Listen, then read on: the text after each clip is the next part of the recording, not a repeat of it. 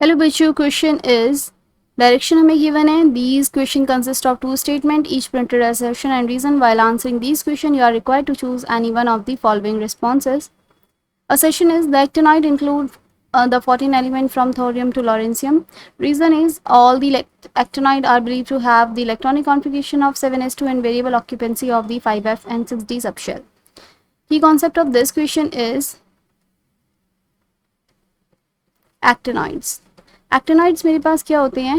Actinoids.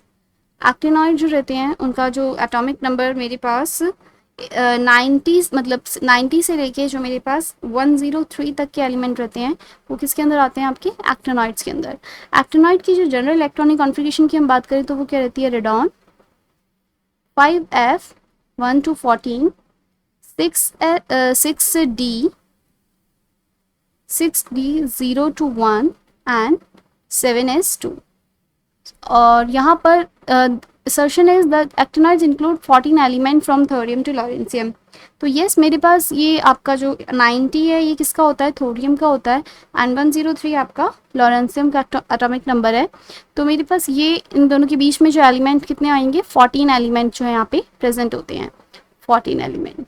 तो ये statement क्या हो गई मेरी? ट्रू. रीजन क्या दिया है मेरा? All the actinoid believe to have electronic configuration 7s2 and variable occupancy of the 5f and 6d subshell. तो मेरे पास जो एक्टिनॉइड्स रहते हैं उनकी इलेक्ट्रॉनिक जनरल इलेक्ट्रॉनिक कॉन्फ़िगरेशन जो है वो क्या है? आपकी 7s2 तो यहाँ पे है ही, एंड आपका 5f में इलेक्ट्रॉन जो है वो भरना शुरू होते हैं.